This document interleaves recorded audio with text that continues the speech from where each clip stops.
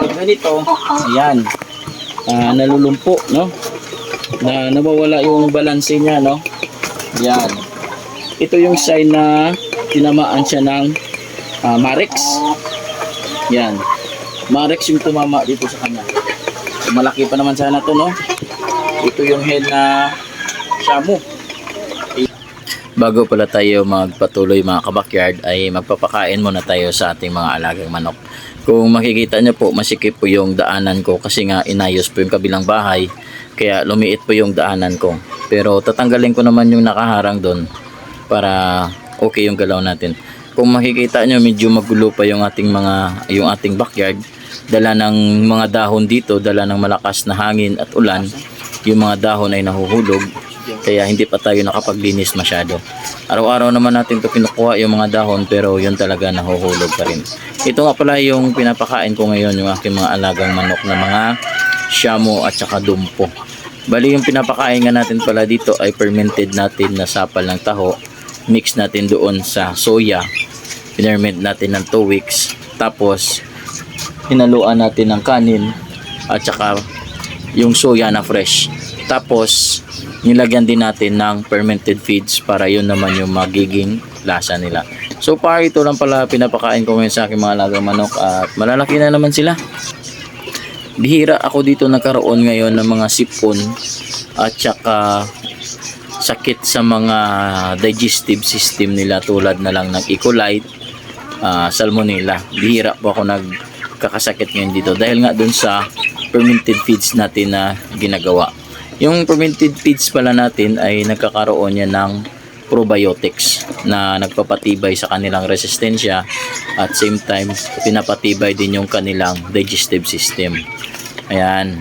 Kaya bihira ako ngayon dito nakaranas ng sipon sa matinding ulan. Dati pag ulan pa lang halos sisipunin na sila lahat, ngayon hindi. Yung isang problem ko lang pala dito sa aking backyard ay yung Marex. Hindi ko alam kung saan yung galing yung Marex, pero meron ako ditong manok na mayroong Marex.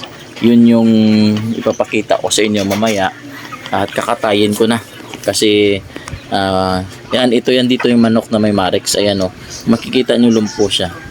Marex po yung sakit nito, no? Malakas pa naman kumain pero hindi tayo maghihinayang magkal. Yan, marami pa po tayo ditong mga manok. At saka meron pa pala ako ditong isang problem sa aking backyard. Yung lalaki ko is biglang pumayat. Hindi ko alam kung ano yung sakit niya, pero sabi doon ng iba baka daw is bulate. Yung ginawa ko naman ay pinorga ko, pero ganun pa rin, hindi ko alam bakit biglang namayat yung katawan, pero yung kanyang mukha ay mapula pa rin. Yung Marex naman kasi ay nalulumpo. Ayan yung mga bago natin na mga magdadalawang buwan. Ayan. Ayan sila yung ating mga manok dito mga kabakyard. Prepare natin to by October, yung mga inahing natin nakakulong. By October yan. Pasok na yan. October o September. Ayan, magsisimula na yung breeding season natin. Kaya kondisyon natin muna. Para sa ganun ay makapagpadami ulit tayo. Marami tayong mga kabakyard. Meron pala tayo ditong manok na nalulumpo, no? O kung titingnan mo yung katawan niya ay mapula pa naman at mataba pa. Pero kapit na. Pag ganito, ayan, nalulumpo, no? Na nawawala yung balanse niya, no? Yan. Ito yung sign na tinamaan siya ng Marex. Yan. Marex yung tumama dito sa kanya. Malaki pa naman sana to, no? Ito yung head na Shamu. Inaano natin sana to para gamitin natin materials. Pero sa kasabang palad, ganito na yung kondisyon. Yung Marex nga pala ay mahirapan tayong gumamot sa sakit ng Marex.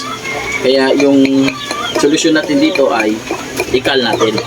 So pag meron tayong mga manok ay hindi po tayo maghihinayang na magkal sa kanila, no? At alam naman po natin na yung sakit na Marex ay wala pa pong gamot.